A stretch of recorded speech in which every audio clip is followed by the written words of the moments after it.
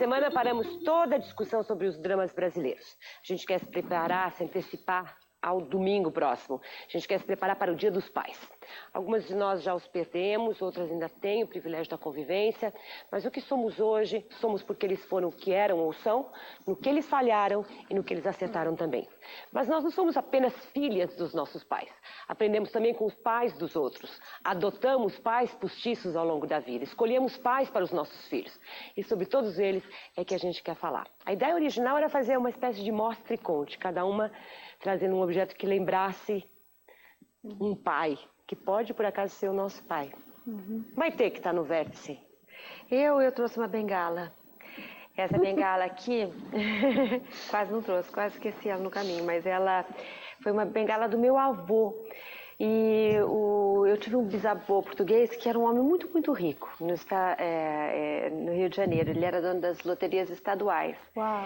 E ele teve 11 filhos, um deles era o meu avô.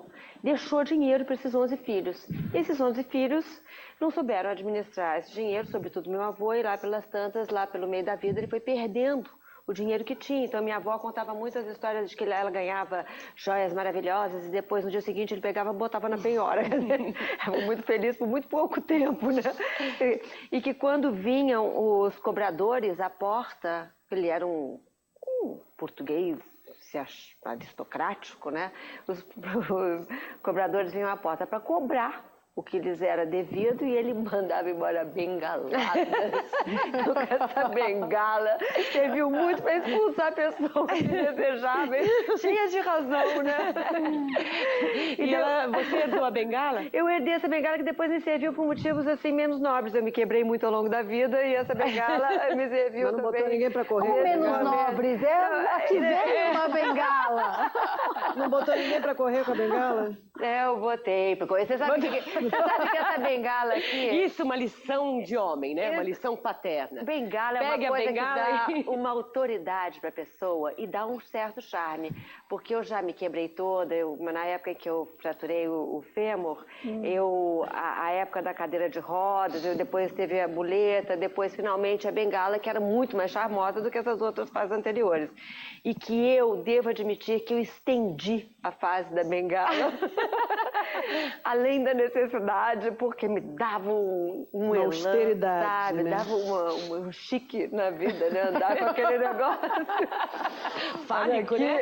Ela começou, o primeiro exemplo aqui de pai veio logo com uma bengala, botando o pessoal para Acho melhor a gente nem analisar. É melhor. Analisa aí, analisa. Psicologia do canal selvagem. Selvagem. Não, tá bom. Quem mais? Seu pai. Não. Sua Não, lembrança. eu resolvi trazer uma coisa muito contemporânea, no avesso da sua lembrança. Eu fiquei muito impressionada esse ano quando o meu amigo Fabrício Carpinejar fez um livro chamado Meu Filho, Minha Filha. Porque, em geral, somos nós as mães que escrevemos para os nossos filhos, choramos os nossos filhos, pelos nossos filhos, para os nossos filhos, vivemos assim com aquela adaga, né, pronta a qualquer coisa por nossos filhos. E os pais sempre ficaram com essa posição fálica do poder, do mando, da ordem, do controle, das contas, do provedor, não sei o quê. E esse livro do Fabrício é o livro de um pai moderno, de um pai que chora a filha que não está com ele, e que fica convivendo com a ausência dessa garota, que é adolescente, que é a Mariana, que é verdade, que existe, que tá vive aqui, com a mãe? que vive com a mãe, em outra cidade, e ele mora com o Vicente, que é um fofinho, que está lá sempre com ele.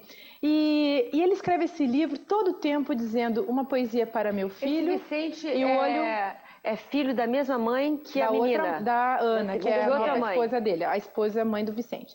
Aí ele escreve, meu filho comigo e minha filha sem mim, meu filho comigo, minha filha sem mim.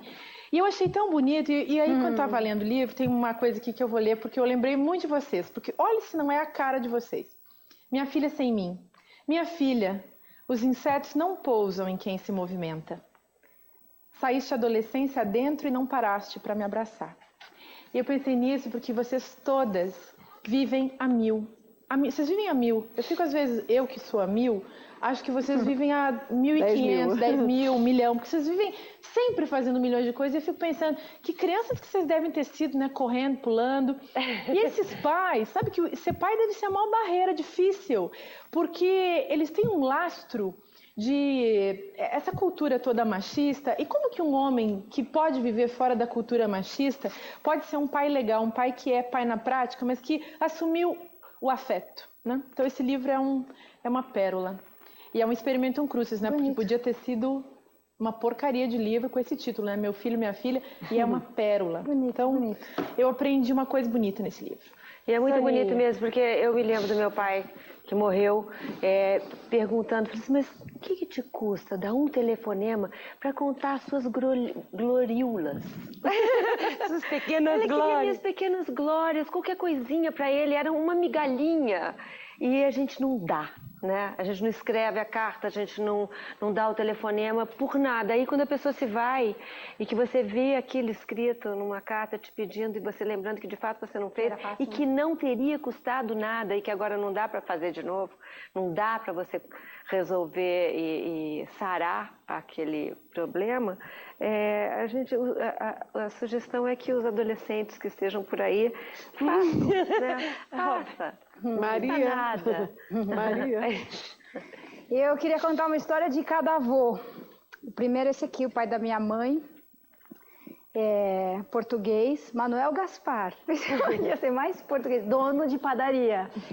Que só pode ser a pessoa na família de quem eu herdei o gosto por praticar esporte. Porque não é fácil identificar na minha família alguém mais que goste não de assistir simplesmente, mas de jogar. E meu avô, ele lutou boxe, ele foi faixa preta de karatê, ele fez ginástica olímpica, ele remava no Tietê, sabe? Nossa. Todas essas coisas. E embora ele fosse muito conservador, né, previsivelmente, ele não se incomodava com o fato de eu parecer mais um menino do que uma menina que ele espera, por gostar de jogar bola, sabe? Ele não... Então eu joguei basquete principalmente, né? O que eu pratiquei mais foi basquete. E imagina, naquela época basquete feminino era muito como o futebol feminino hoje. Não era coisa de menina jogar. Então no clube onde eu treinava, os meninos tinham toda a estrutura. As meninas treinavam na quadra descoberta, com o uniforme velho dos meninos. E para ir competir não tinha perua do clube. Bola murcha. Então era o meu avô que tinha um Maverick amarelo, reluzente. Ai, que maneiro. Quem botava 10 meninas no carro, aquele banco inteiriço, sabe? Então Juntava uma no colo da outra. E era quem levava para as competições. E era com ele que eu assistia, sabe, o Pan-Americano de 87. Ele era o meu companheiro. Era com ele que eu jogava frescobol, ping-pong, futebol de rodinha. Era a turma assim. dele. Porque não tinha mais ninguém na família que gostasse tanto quanto ele. E eu pensei que eu só ia ter foto do meu avô. Mas eu achei uma frase que eu anotei dele. Ele morreu de câncer uns anos atrás, e uma época ele já estava um pouco perdendo a consciência, internado, e minha mãe perguntou, pai, o senhor sabe onde o senhor está, né? E ele falou, sei, estou numa terra desconhecida, nunca dantes percorrida. 2 dias, ele nunca foi nada poético, nada, muito prático, né? Português da padaria, sabe? E perto de morrer essa frase. Agora, do meu outro avô, pai do meu pai, e esse era italiano, eu não achei nenhuma foto e nenhum objeto que evocasse, a não ser uma foto que provavelmente foi ele que tirou, que é aquela ali, porque ali do lado do presépio, o maiorzinho é o meu pai. Só faltava eu não falar do meu pai, né? E ali a mãe dele com alguns dos filhos que ela teve, porque foram 9 no final. Então só pode ter sido o meu avô que tirou essa foto. E embora ele fosse muito mais distante de mim, ele era meio bravo, eu tinha um pouco de medo dele, não convivia tanto. Mas ele tem uma participação muito importante na minha história, porque ele foi o parteiro do meu parto. A minha mãe demorou demais para achar que estava sentindo as contrações do parto. E quando ela se deu conta que está na hora de ir para a maternidade, meu pai saiu correndo para buscar a mala do enxoval. Ela ficou sozinha em casa com o sogro. Uau! E o pai do meu pai... Cadê a mãe? Cadê a mãe, a mãe dele? Não sei. Ela estava nascendo ainda, ela ainda estava indo na barriga, ela não sabe essas informações todas. Mas eu sei que minha mãe ficou sozinha em casa com o meu avô, enquanto meu pai corria buscar mala, pegar um carro emprestado, sei lá o rolo. E o pai Quando dele meu pai voltou pra casa, eu tinha nascido. E quem fez o parto foi, imagina, o sogro da minha mãe. Que legal! Que legal, pelas bela mãos história. do meu avô paterno, do Miguel parabéns, Mário. muito bom. legal. Você vê que é um outro homem Muito legal. também capaz de assumir função de mulher assim, rapidamente. Imagina, né? É na hora da vida, né? Na hora que a questão é a vida que vai acontecer, aí... Meu pai não conseguiria fazer absolutamente nada. Não conseguiria? Eu nunca vi ele trocar uma lâmpada, consertar uma tomada, arrumar um ferro Mas de passar. fazer filmes lindos. Só filmes, É. Nada dessas coisas. O que eu trouxe do meu pai é o que mais me marcou e o que mais ele deixou, que é um livro. E esse livro, especialmente, eu tenho o maior carinho por ele, que fiz questão de pegar, porque eu acho chiquérrimo. Ele, em latim, está escrito Comentários sobre a Metafísica Aristotélica, em latim, por São Tomás de Aquino. E ele mandava encadernar, porque quando ele... Imagine isso, nem existia Amazon, não existia nada, evidentemente, né? Nessa época que ele começou a colecionar, porque a biblioteca Ele dele nos comprava anos... onde? Ele mandava 30, importar? 40, ele importava. Imagina aquela Pelas carta livrarias. indo para a França. É. Voltando para a Esperando, França, esperando o maravilha. pacotinho chegar, o livro de brochura, né? E ele mandando encadernar os livros em couro, Olha mandar que pôr o linda a nome. encadernação. Ele tinha uma linda biblioteca de livros assim, até que as edições brasileiras começaram a ficar boas. Pra alegria Mas a lembrança dele, né? toda que eu tenho do meu pai é de uma pessoa que passou uma vida comprando livros, colecionando livros, e de certa forma parece um pouco aquela história da biblioteca do Borges, você pode até me ajudar com isso, porque ele foi se encastelando em torno dos livros, literalmente. Ele fez uma casa em que tinha uma sala para ele guardar os livros, e os livros não davam conta das estantes, os livros invadiram o quarto dele. Depois, não tinha mais espaço no quarto, eles voltaram para a estante e ele começou a fazer pilhas em volta da mesa, que ficava bem no centro. E as pilhas iam crescendo. Então, para a gente chegar à escrivaninha desse, tinha que transpor barreiras de livros. E aquilo foi parecendo uma cena surrealista. E minha mãe dizia sempre para ele, mas por que você compra tantos livros se você não vai ler? E ele dizia, como eu posso explicar para uma pessoa que não é o fato de você ler os livros que importa, é de possuir os livros que é o que interessa. E de certa forma eu herdei esse mesmo vício de comprar muito mais livros do que eu sou capaz, eu tenho tempo de ler. E de ir colecionando, embora eu Será que eu herdei isso não de tenha você? chegado. Você é meu pai? Eu sei que você é meu pai.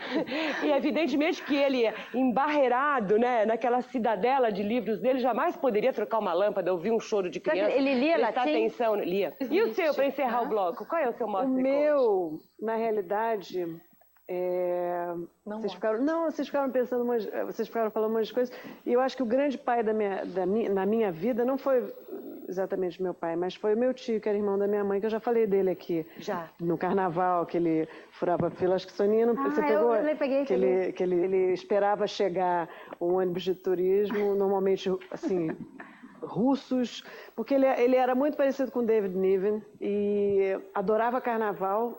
E aí ele ficava esperando o ônibus, aí ele entrava na fila, quando o cara falava ingresso, ele falava Trospovskol, como se fosse uma pessoa lá atrás que tivesse ingresso. Entrava no municipal, se escondia no banheiro, ele contava isso pra gente.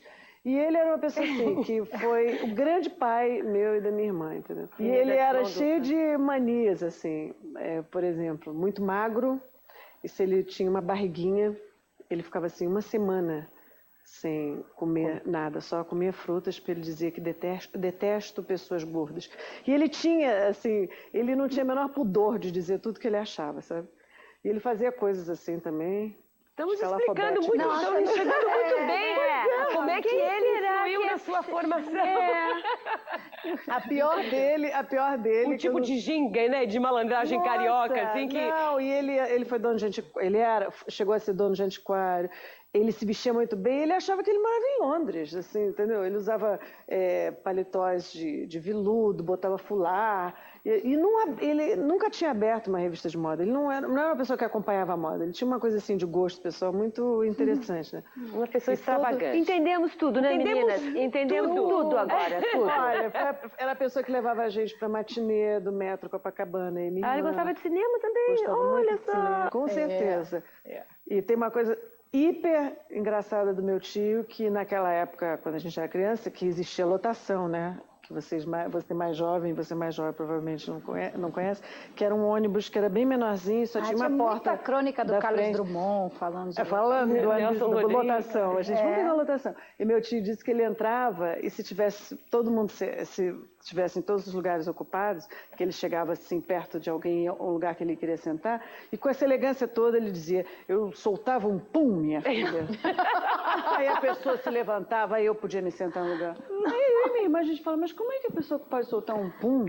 Assim, deliberadamente, vou pensar e soltar um pum. E a gente sempre acreditou nessa história, provavelmente era a maior mentira. Claro, mas como é que ele Eu soltava controla um essa... pum, minha filha. Um controle e a de pessoa gases... levantava e eu sentada no lugar. Um controle de Gente, gases nossa. que acabaria com o Controle de problema gases. atmosférico do mundo, né? Esse era o meu tio Nilson, que foi o pai da nossa vida, minha e da minha irmã, né, Para Jade? todos os pais que assistem o Saia Justa, um ótimo Dia dos Pais. No próximo bloco a gente vai falar de mulher que ama demais, Eita. que são como terroristas. Você vai conhecer essa tese no Levar a próximo Soninha bloco. pomada. Nossa. Soninha vai ser... Ai, Soninha vai medo, ser... não é madeira.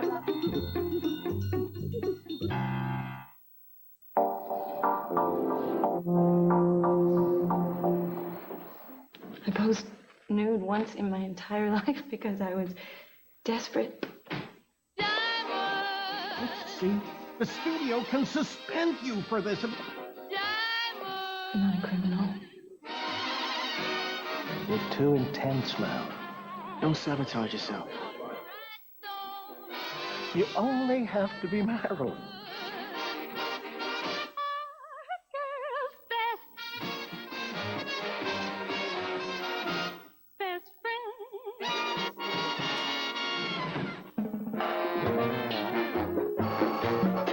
Namorados hoje, amanhã, todos os dias. Novo KY Warning. Aquece a pele e a sua relação.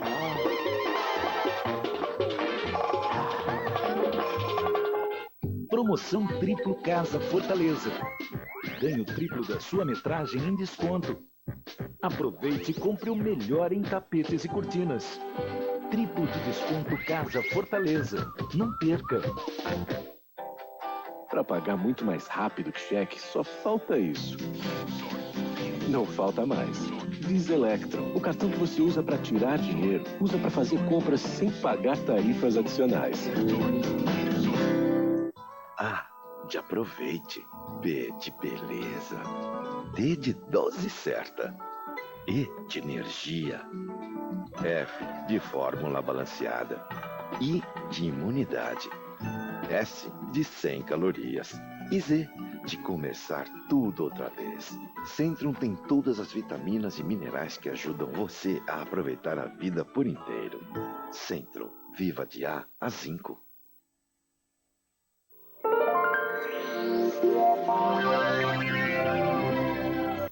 Você está assistindo Saia Justa.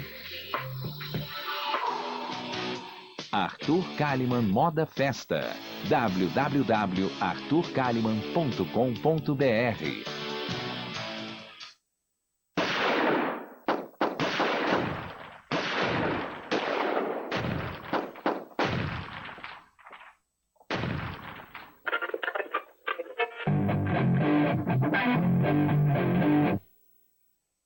Prepare o seu coração. Quem é sócio Premier Futebol Clube tem todas as emoções do Brasileirão 2007, Séries A e B. A maior cobertura com mais de 300 jogos exclusivos em pay-per-view. Transmissão para as cidades onde as partidas são realizadas. Classificação e tabela com o jogo que será transmitido. E você ainda ganha o BFC, um canal 100% futebol. Tudo isso e muito mais por apenas R$ 49,90 por mês. Sócio Premier Futebol Clube. Quem tem, Gritolé. Assine já.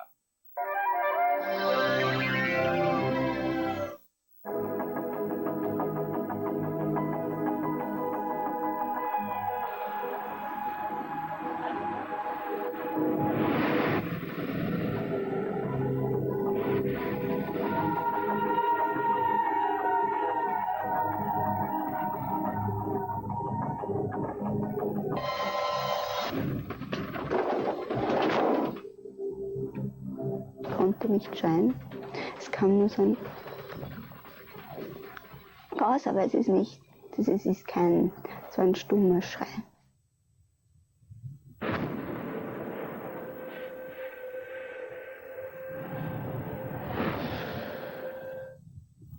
Apoio O Globo. Faz diferença.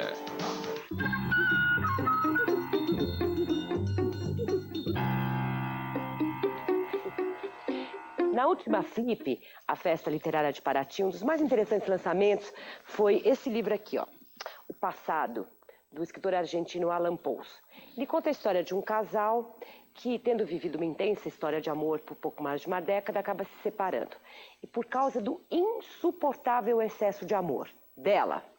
Na palestra que fez na Flip, Alan Pouso falou sobre essas mulheres e como elas são prisioneiras de um amor obsessivo e podem passar uma vida armando bombas emocionais de uma forma aterradora para um homem. Veja um trecho da palestra em Paraty, em que ele fala sobre essas mulheres que amam demais.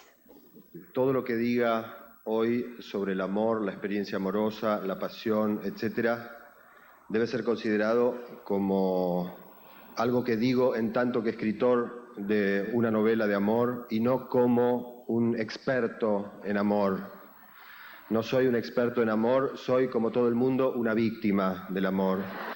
Yo creo que no es exactamente una cuestión solo de mujeres, pero en la novela yo creo que las mujeres y sobre todo este grupo de mujeres que se llaman mujeres que aman demasiado en la novela, que es una especie de célula de terrorismo emocional, de terrorismo sentimental, que aparece sobre el final del libro, son mujeres que se dedican a lo que podríamos llamar cultivar el amor.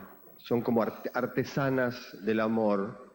Mientras que las mujeres, Sofía en particular, y el pequeño gang guerrillero amoroso de las mujeres que aman demasiado, son verdaderas teóricas del amor, ¿no? Defienden una teoría bastante particular del amor que consiste en, son mujeres que padecen un cierto exceso de amor, que aman demasiado, pero en realidad lo que proponen no es suavizar ese exceso, no es moderarlo, no es recortarlo, sino más bien llevarlo al extremo, ¿no? El exceso de amor es el gran capital que estas mujeres tienen, en parte para sufrir, pero en parte también para apoderarse de los objetos de amor y también del mundo, así como Penélope se la pasaba tejiendo mientras Ulises volvía. Yo creo que las mujeres que aman demasiado se la pasan armando pequeños explosivos sentimentales y redactando, digamos, pequeños credos amorosos. Nossa, que interessante. Terrorismo sentimental. Ele é um conceito bom, novo. Boa. É isso Mesmo que não falasse nada. A moça que o aterrorizou tinha motivos, digamos, né? E ele escreve muito bem. O romance é interessantíssimo. É muito interessante, porque ela, no começo da história, a Sofia, que ele menciona como personagem do livro, ela escreve para todas as vezes em que eles têm qualquer tipo de desentendimento ou alguma emoção emerge, ela escreve para ele e ela faz com que de alguma forma ele encontre esses bilhetes. Ela escreve e põe dentro da quejeira, da agenda, da carteira. Então ele encontra. E cada vez que ele encontrava, o mundo parava. Ele precisava ler aqueles sentimentos todos que vinham ali descritos e que era uma forma, digamos, que ela tinha de estetizar o amor, de teorizar sobre o amor, de fazer com que aquilo fosse absoluto para ele. Ele sentia grande emoção em ler. Até que um dia, num determinado momento, ele esquece, ele adia a leitura. E naquele momento ele percebe, então, que aquilo já tinha ficado que ele era uma vítima, que tinha sido excesso. Que ele tinha sido enredado. E ela vai se matar, né? Aquilo. Claro. E ela, não vou contar o livro, porque acho que vale a pena ler, mas... Já está na cara. É muito interessante. Você já contou o livro. Não, isso é o começo, como os personagens e depois eles vão se separar, mas ela jamais conseguirá se libertar daquilo. Em outras palavras. Nem o deixará livre. Em outras palavras, largar do pé do cara, né? Largar do pé dele. Não, mas que habilidosa, né? Com uma habilidade, quer dizer, isso que ele chama de artefatos, que ele constrói no romance como artefatos emocionais, são pequenas bombas que você vai pondo para que no caminho, quando ele está bem, aquilo explode. Não, e ela é uma estrategista fantástica, porque ela sabe, ela domina o dia dele. Porque porque ela sabe o caminho que ele vai fazer, ele se sente vigiado, porque como é que ele sabia que eu ia, como é que ela sabia que eu ia botar essa bota, colocar essa bota? Aí ele bota a mão lá dentro e tem um negócio, porque ela já sabia, porque ela está observando. E ela diz ela para tem ele, um domínio assim, sobre ele também, é assustador, eu vejo né? tudo. E essa sensação de uma mulher que transpassa toda a intimidade daquele homem, que enxerga tudo que ele é. Nossa, que perversa. Mas não importa, há mulheres assim por aí. Alguém conhece? Casos, histórias, conta. E é. Você já amou assim? Assim não, mas... Não, eu conheço uma pessoa que faz exatamente isso com a outra pessoa, e não vem ao caso, né? E é uma tortura, eu acho. Uma tortura. Mas o sujeito que faz isso é um paranoico, né? Claro que é um ele acha paranoico. que ele é o grande olho do mundo, que tudo controla. Não, eu acho que... Nem acho que seja isso. Eu acho que é aquela coisa da insegurança mesmo, de você... Aí você vai no banheiro, pega alguma coisa, abre o armário, tem um bilhetinho. Você fala, ai, que gracinha. Que gracinha 10 minutos, porque é um saco uma pessoa que você tem que ficar lembrando dela 24 horas, coisa chata. E que no rompimento também não deixa que a pessoa o esqueça, né? Então, há mulheres que usam realidade... os filhos, né, para isso, para que o cara nunca consiga se esquecer sim. delas, porque elas manipulam isso. Os filhos são ótimos artefatos na mão de terroristas amorosos. Perfume que você assim, deixa no travesseiro, todas essas coisas vulgares que as mulheres têm capacidade. As mulheres baixam uma vulgaridade terrível. Não é só para torturar o outro, é se torturar, né? Na definição clássica, né, no manual lá do Mulheres que Amam Demais, então ela enumera como de praxe no manual desse tipo alguns itens, né? Se você faz isso, você é mulher que ama demais. Eu até com medo. Assim, por exemplo? Um outro. O que faz uma mulher que ama demais? Um dos itens é você é dependente de sofrimento espiritual. E aí depois Como elabora. É que é isso, hein?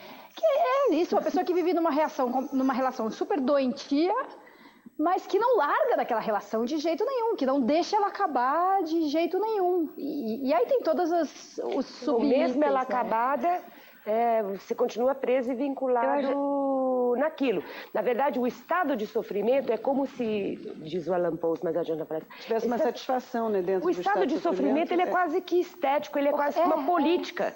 Ele diz assim, transformar isso numa política, de uma maneira de se relacionar com o mundo, de compreender o mundo, de interpretar o mundo. E esses grupos que juntam mulheres que amam demais, transformam em células. Na verdade, elas trocam táticas e formas de fazer. A medicina evoluiu tanto, já inventaram tanto remédio para tanta coisa, depressão, alucinação, coisas até que às vezes são mais produtivas do ponto de vista literário. Por que não inventa, eu já falei isso umas 15 vezes aqui também, um remédio para esse negócio chamado paixão? Porque o apaixonado, com todo respeito, quando ele extrapola aquele equilíbrio romântico, razoável, ele vira um grande chato. Ele acha que o outro pelo qual ele se apaixonou tem a obrigação de ser apaixonado por ele. Na mesma intensidade. As pessoas têm o direito de desapaixonar. Mas direito você também de desapaixonar. pode se desapaixonar até pelo comportamento do outro. Sim, você pode muito bem dizer, olha, desapaixonei, eu te amo. No dia seguinte, não te amo mais. Nossa, você tem cara de Mas que olha já aqui, fez, Márcia. você já fez uma bomba atômica pra alguém. Eu tenho certeza que você já montou uma bomba pra alguém, já armou uma bomba. Bomba pra alguém? Porque ela acha que eu tenho certeza, Márcia. Márcia. Eu não. Duvido. Mas sabe o que é, Márcia? Já amou demais de se descabelar e sofrer. Você já fez, mas você tem cara de que... Imagina, Mônica, para mim, olhe para mim, olha minhas asas. Clap, clap. Ô, Márcia, eu acho que a mulher que ama demais, eu não sei como é que são os homens, porque eu acho que os homens nunca invertem as coisas. Eles sempre têm o trabalho num lugar ali de uma importância altíssima, então que impede que ele se perca naquela paixão completamente.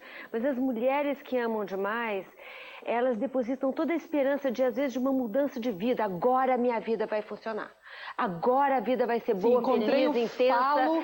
Que preenche todos os meus buracos e vazios. E o cara, quando ele perde... O cara também. Você sobrecarrega aquela pessoa com toda essa responsabilidade, ele sobrecarregado não vai... mas eu falei do homem não porque vai aguentar existe um sujeito aquilo. também que, enquanto a mulher procura o seu falo, aquilo que vai resolver todos os seus problemas, tem os homens que acham que vão encontrar sua mãe.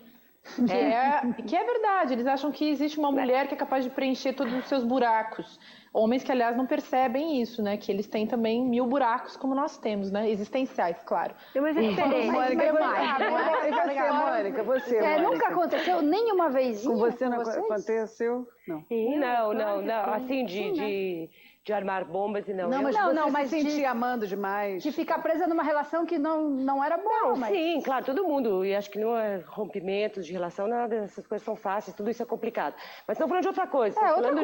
De um amor excessivo que leva você a fazer coisas tão... Amor para o mal, não amor para o bem. Tão loucas, tão malucas não é um amor para o mal. Que, de forma a manter aquela corrente presa. Eu sou uma pessoa que é ao contrário. Eu quero uma pessoa... Com a sua escolha feita por mim. E isso é tão importante para mim, que a escolha seja bem clara, que se tiver qualquer dúvida na escolha, eu já solto logo. Eu funciono meio que do jeito até excessivamente ao contrário. Tem uma frase legal no livro da doutora que meio que cunhou a expressão, né? Que ela fala, é você ficar obcecado e chamar isso de amor. Né? É isso, eu preciso desse cara para ser feliz. Já tive numa situação de amar demais, eu acho, e eu percebi o quanto aquilo... Eu normalmente sou uma pessoa que eu não tenho ciúme e que tem um comportamento parecido com esse que você descreveu a seu respeito. De aquariano. É largo, nunca me vi, fui casada há 12 anos, nunca tive ciúme de nada. E não era por falta de amor, era porque era assim, né? Eu compreendendo, eu estava bom. Mas nessa relação, o meu comportamento foi completamente alterado, minha personalidade, meu temperamento, porque eu adoeci desse negócio. Fiquei muito doente e demorei. Eu me dei conta quando eu estava morrendo já, sabe, Márcia? Eu tinha arrastado correntes de ferro pesadíssimas que enroscavam pelo caminho, e a minha filha falava assim, mas mamãe, quando é que para? Eu falei, eu acho que quando a gente percebe que não tem mais nada a fazer. Aí, 6 meses depois, ela veio assim, você já entendeu que não tem mais nada a fazer? Ela tinha 11 anos. Eu falei, agora não tem mais nada a fazer. Então, pronto, né? Então, agora acabou, porque a criança fica... Tá vendo? Por mais que eu escondesse, porque entrava dentro do quarto, chorava riso, não queria que ela visse, mas... Isso aí é com a cara inchada, era o jeito dela esconder. Mas nós estamos falando de coisas diferentes ainda. Gente, mas ele era Quer dizer, você está contando um relato sobre um sofrimento atroz por um amor que não deu certo. Um amor que não deu certo e onde as pessoas também te manipulam, porque as pessoas não te largam. Né? Elas não te querem, mas não te largam, fica tudo indefinido. Não, mas é um amor doente, porque você sabe 3 anos antes que aquilo não serve, que aquilo não presta. E você corre atrás. E você continua com uma arrogância sentimental. Mas você chegou a armar alguma coisa? Porque a coisa da doença eu cheguei a fazer coisas que eu não fazia, por exemplo. Eu estava casualmente sentada na mesa da pessoa. Aí tinha uma gaveta na mesa da pessoa. Aí eu abria a gaveta da pessoa. Mexia nas coisas da pessoa. Aí eu mexia nas coisas. Eu não faria isso em outra situação. Eu nem me ocorreria abrir a gaveta. Mas ali naquela situação me ocorria abrir a gaveta. E coisas assim, pequeninas, coisas desse tipo que você... Assim, por que ele botou aquele casaco? Por que esse casaco está aqui agora? Pensar bobagem. Obsessões. O psicoterapeuta Vitor Dias, com quem a gente conversou, descreve pra gente o perfil e os sintomas dessas mulheres. Os casamentos formados por vínculos compensatórios são vínculos patológicos, né? O vínculo compensatório é um vínculo onde você delega para uma pessoa uma função psicológica, né? Ou de ser cuidada, ou de ser, vamos dizer, avaliada, ou de orientação de vida, né? É um pouco complicado falar em tão pouco tempo sobre isso, mas são vínculos de dependência. Para você ter uma ideia, o primeiro deles é com o paninho lá aos 2 anos de idade, 3 anos de idade, né? Então, esse vínculo de dependência, ele cria são casamentos extremamente sólidos, né?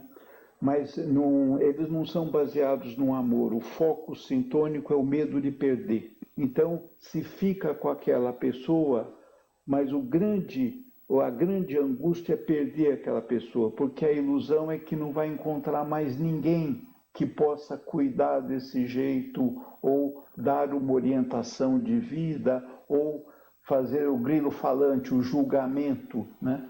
Então, esses vínculos nisto cai muito essa ideia de uma pessoa que ama demais, porque ela fica presa, fica vinculada nessa relação muito mais por um processo de dependência, de medo de perder, do que realmente por desejo de ter. Bateu com que...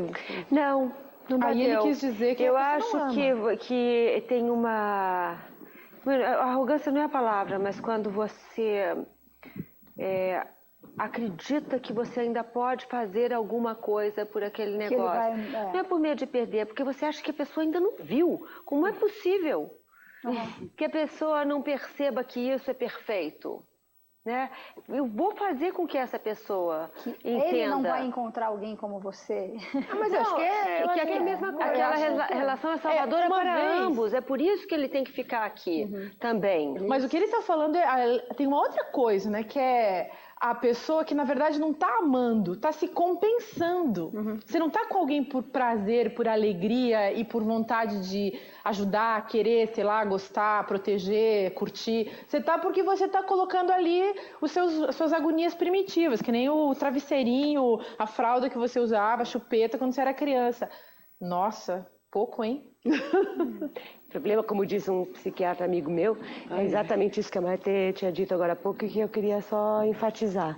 É que diz, ao contrário dos homens, que têm uma cabeça dividida em muitos escaninhos e que se entretêm com cada um deles à medida que as horas passam ao longo do dia, uma mulher é capaz de ficar 24 horas obcecada pela ideia de vingança, de chamar atenção e dizer...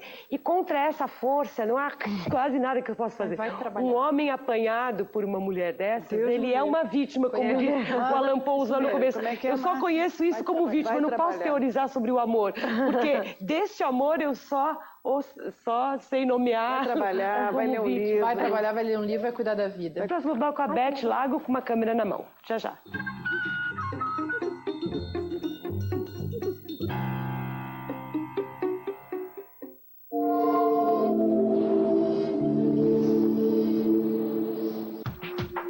Antes, família era só constituída pelo casamento. A estrutura familiar está mudando muito.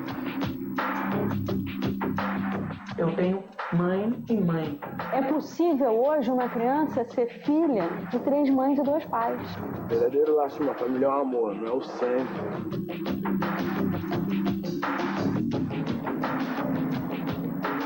Isso não é ficção, isso é real. Ligue 0500 2007 007 para doar R$7. 0500 2007 015 para doar R$15. 0500 2007 030 para doar R$30. E a sua doação para o Criança Esperança é depositada diretamente na conta da Unesco e apoia projetos em todo o Brasil. Participe! Criança Esperança, um projeto Rede Globo em parceria com a Unesco. Apoio Globosat.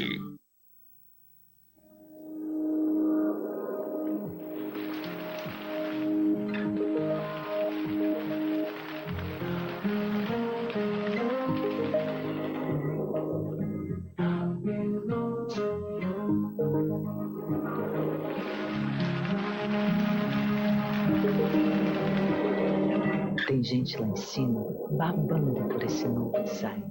Novo que Sara Picasso. Vai chover elogios. Você está assistindo Saia Justa. Quanto você acha que seus cabelos podem melhorar? Prepare-se para uma experiência superior em tratamento para cabelos. Chegou o Dove Advanced Therapy com sérum reparador, que trata e protege todos os fios. O resultado? Cabelos saudáveis e brilhantes que você pode ver e tocar. Sinta a diferença. Nova linha Dove Advanced Therapy. Hoje vamos simular o uso do CDI, Conexão Direta Internacional Nextel. Mr. Pimentel? Yes, Pimentel. Nós estamos nos falando pro rádio? Yes. Por tempo ilimitado? Yes. E nós estamos pagando custo de ligação internacional? Não! Amigos, este não foi um filme de ficção.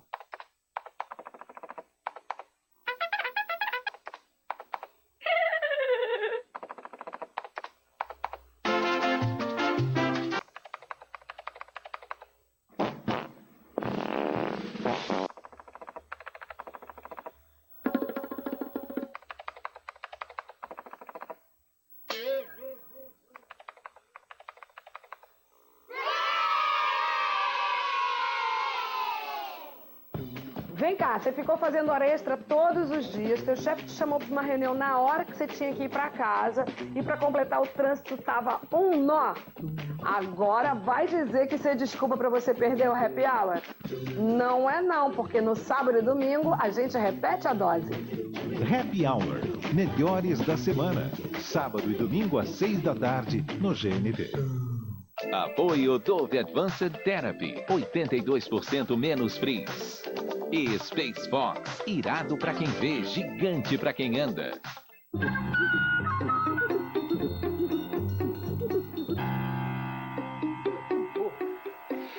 Beth Lago pegou a câmera essa semana para nos contar uma história. Uma história de quê, Beth?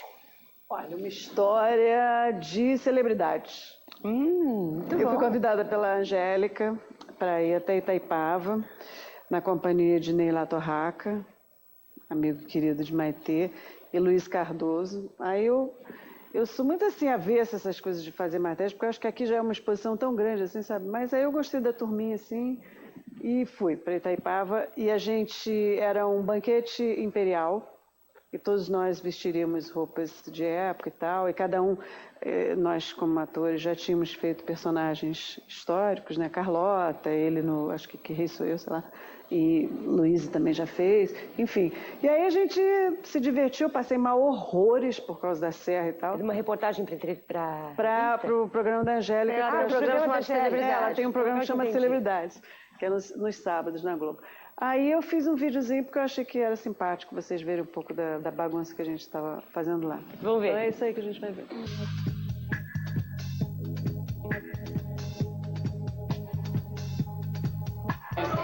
Aí eles estão prontos. Angélica, que linda. Luiz. E a gente vai fazer um negócio maneiro, vou mostrar no meu site de vídeo. Qual o nome desse lugar mesmo, hein, gente? Solar do Imperador. Solar do Imperador. Solar do Império. A gente vai fazer um banquete imperial para o programa da Angélica, que se chama Estrelas. Luiz, você sabe que nós admiramos você demais, como atriz, como pessoa, o seu talento, a sua beleza. E você sabe que é um prazer, né? Estar aqui com você fazendo isso.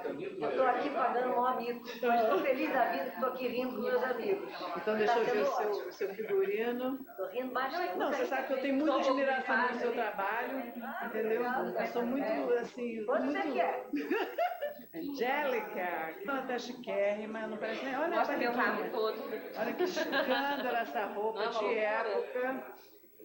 Época, a gente está numa época. Qual época? E a gente vai fazer o que aqui, Angélica? Fala aqui. Vamos jantar, um jantar imperial, na verdade. Banquete. Toda essa presepada pro banquete. E aí, pato, truta, eu comprei patos e trutas com o Ney, comprei todas as Com o Ney, você foi, Ney? Foi. Olha que Fomos ao elegância, mercado. que elegância, olha que escândalo. Vai mandar um alô pra Maitê, não? Ó, pra Gaúcha também. Ai, Márcia. Mônica, você... A Mônica também. Soninha. Soninha, maravilhosa. Milton, você... Quero fazer uma pergunta pra vocês. Vocês acham que o que vale mais? Agora é que pergunta mesmo. A sensualidade ou a sexualidade? Peraí. Então vamos responder. Ah, não, vamos responder. Sensualidade ou sexualidade? Nossa, difícil. Olha aí, Ney, o que você arrumou? Porque... Fala aí, Soninha, começa. Sexualidade é a consumação, né? Digamos, a sensualidade é muito legal. Pode ser sensual muito mais tempo do que sexual. Achei difícil, porque assim, primeiro que sexo e sexualidade são coisas diferentes. Porque o sexo é um negócio que nem tem mais, só tem sexualidade, né? Imagina que sexualidade não, seja, agora você vai se eu sou mulher, sou homem, trans, pan, hétero, tri, total, sei lá, hexa, penta. Sexualidade é uma cidade de supermercado. Não, tipo isso. E a sensualidade, eu sou a favor do sexo. Prefiro o sexo do que o sensual, prefiro. Mas eu acho que um é complemento do outro. Não vale, não vale. É um ou outro. Não é. Não, fica muito assim, cheio de dialética. Mas eu entendi qual é o problema. Um é complemento do outro e às vezes não necessariamente, porque a gente seduz aquele quadro ali, se não tiver ninguém para seduzir. Então a sexualidade é da ordem da sedução. Eu sou contra, eu sou a favor do sexo brutal. Mas você seduz Alguém acredita? É tudo mentira dela, gente. Ela não gosta de nada disso. Olha, já que ninguém quis responder, posso acabar de mostrar o vídeo?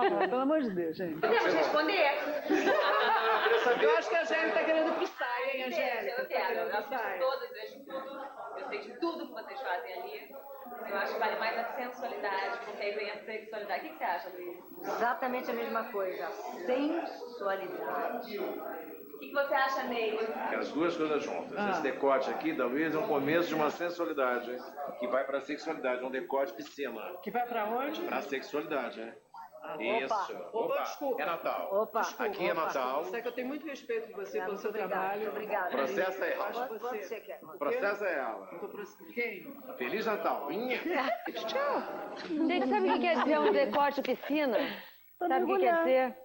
Não, mas porque ele tem uma brincadeirinha que eu não tenho mais nada pra fazer, porque o Ney é bobo, né? Assim, além de todas as coisas maravilhosas que ele é predominantemente bobo durante 12 horas de tensão de gravação. Aí fala assim, diga aí, eu sou uma piscina.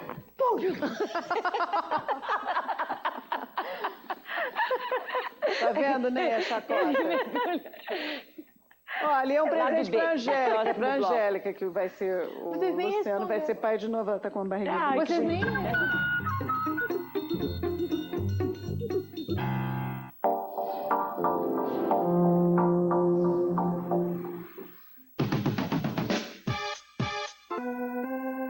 Alguém apagou a luz. O que você comeu? Um urubu? Olha o perfil do bebê. Isso aí não é a bundinha dele? E o Júnior ficou legal? Tá ótimo, tá pegando o solzinho da manhã.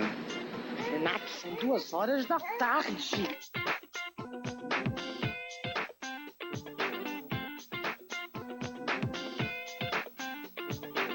Adeus, elástico. Agora eu assumi o controle. Novo Elsev Volume Control de L'Oréal Paris com tecnologia HidraGuard, que hidrata e alisa as escamas para reter a hidratação dos cabelos. O volume se mantém controlado por até 18 horas.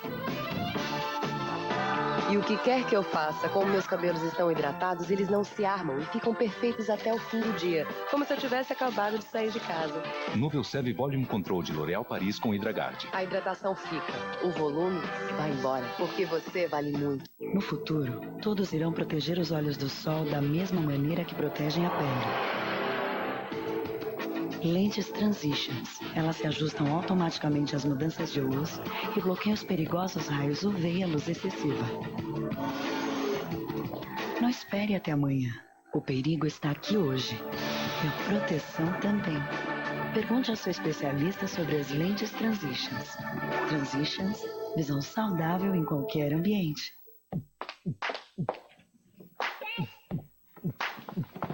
Experimente Diet Shake. Você vai se apaixonar por ele.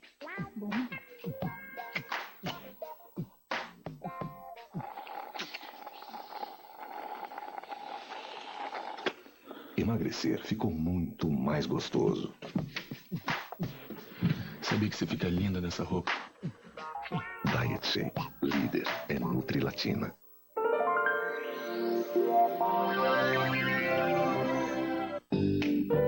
Eu amo minha benta. Agora, o que será que eu amo mais na minha benta? Será o chocolate ou o marshmallow?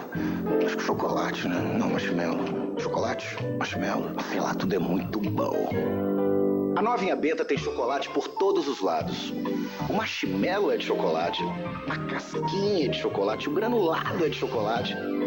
Até a vontade irresistível de comer Copenhagen é de chocolate. Agora ficou fácil. Eu amo Inhabenta chocolate. E quem ama Inhabenta, experimenta. É a festa dos nerds, você posso entrar? Depende. O senhor tem TV por assinatura com qualidade de som e imagem digital? Não. Tem banda larga de verdade para arrepiar na internet? Não. Tem telefone para falar de graça de net para net? Não. Lamento, esta festa é só para quem é net. Por acaso você sabe com quem tá falando? Não. Um cara com uma vida bem chata. Você que é um net, aproveite. Você já está na melhor festa da TV por assinatura, banda larga e telefonia. O mundo é dos nets.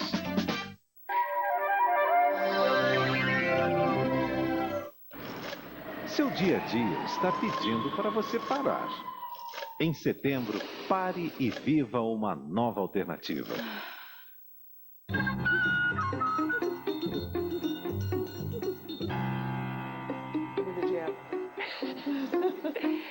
O jornalista e escritor Zuenir Ventura, colunista do jornal o Globo, é o nosso lado B essa semana. O que será que ele quer saber da gente? Eu queria propor uma saia justa.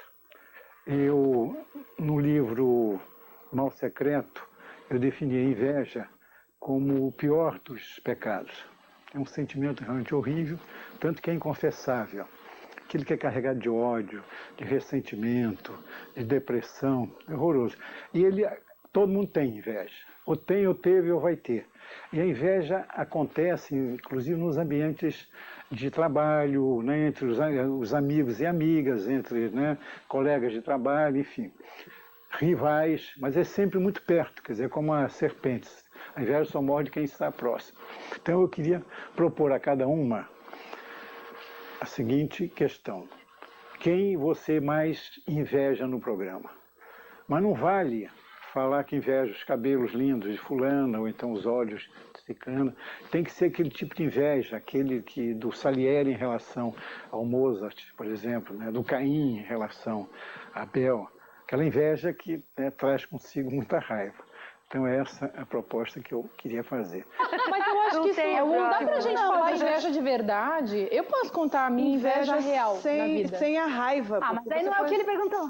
É justa, mas é justa. Você vai ter que inventar um negócio. Porque assim, como é que a gente vai ter inveja, gente? Ah, eu tenho, pronto. De nós, aqui, entre nós? Se eu tiver que escolher uma. Se eu tiver que responder uma pergunta... Aí você inventa uma inveja, né? Não precisa...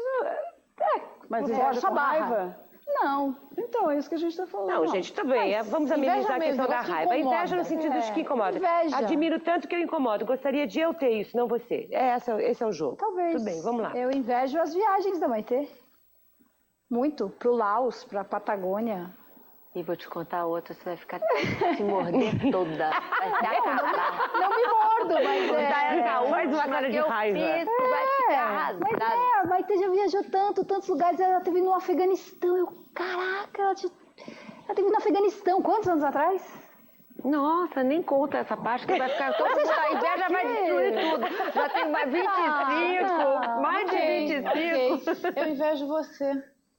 No quê? Na sua política. Eu queria ser menos poeta, menos filósofa, menos... Eu queria ser menos no mundo da lua, eu queria ser menos da estratosfera e ter um veio muito prático e muita habilidade para resolver algum problema real, sabe? Então, eu fico pensando, a minha vida ideal é essa vida, a vida ideal mesmo, a vida que eu sei que eu vou acabar fazendo isso. Eu tenho vontade de ficar que nem você contou do seu pai, que ficava lá. Eu me vejo assim, já dando volta dentro do meu escritório, e eu me vejo ali, sempre ali, e aquilo vai crescendo, vai virando uma caverna, e eu vou virando uma coisa de papel, e eu vou virando uma coisa de tinta, e eu queria fazer coisas, sabe? Então, eu me vejo escrevendo um vasto estudo, estudando a inação, a imobilidade, a impotência e tal, tentando fazer uma teoria política com base nessa estética, e eu só porque eu não sei, não tenho a menor competência de fazer uma coisa dentro do mundo como se eu fosse um ser do meu tempo. Pronto. Muito bom discurso. Eu invejo a Beth. Eu invejo a Beth, você sabe disso. O que ela tem de gaiata, o que ela tem de carioca, o que ela tem de descompromissada, não no sentido não profissional, não no sentido de não tô nem aí, mas no sentido de que... Do tio dela. De que a vida é mais elástica, é mais flexível com as coisas. Quer dizer, ela pode ser o que ela é, dizer não gosto disso, não quero, acho isso, aquilo, assim, assado, e não se importar. A consequência da exibição do seu pensamento ou das suas ações, não, aparentemente, pelo menos me parece, que não te constrange, não te provoca dor nem sofrimento. Você consegue transitar pelo mundo num jeito meio solto de correntes, assim, que me inveja, porque eu sou já uma pessoa muito mais aprisionada em alguma coisa parecida com a sua também, né? Ou em valores, ou em crenças. Então, isso eu invejo um espírito mais solto, assim, mais... que pode mais ir sendo levado pelas circunstâncias. Então, e eu invejo vocês duas. Minha inveja é maior, vou deixar por último, né? Não, a Mônica, porque talvez seja a pessoa com quem eu mais me identifico nesse grupo, de certa forma. Então, aonde eu vejo características parecidas, mas e que você é mais elaborada nelas, ou mais ponderada, ou as conduz com mais tranquilidade, perseverança e sabedoria mesmo. Então, por esse motivo, por estar mais próxima. E a Beth, pelos mesmos motivos que você, pelo descompromisso, para levar a vida com uma leveza, sabe? Então dane-se, segue, entendeu? Tá bom, e segue mesmo, porque a vida segue. Não é para ser levada tão a sério assim, né? Então, eu acho isso muito bacana. Eu invejo a Márcia pela capacidade de escrever livros e publicá-los. E continua tentando. Escreve. Tentando, eu digo, você vai sempre, parece que você vai sempre escrever. E essa capacidade de sentar e escrever e contar histórias, eu sempre tive vontade de fazer isso, assim. De verdade? Acho mó barato. Você botar aquela maluquice toda da sua cabeça, a mulher de costas, entendeu? Você bota os títulos, tem umas capas, os desenhos, você bota toda a sua maluquice na sua escrita, entendeu? Então é fantástico, mais do que no verbal, eu acho que no oral, né? É mais na sua escrita. Sem falar nos desenhos. Então... É só mais... e essa capacidade de... Mas é sem raiva, tá, Zeli? Todo mundo ficou igual. Eu invejo você por... Um bando de invejosos aqui. Somos iguais a todo mundo, em qualquer lugar. Debaixo dos caras. Até semana que vem. Dos seus cabelos. E os desenhos? E os desenhos?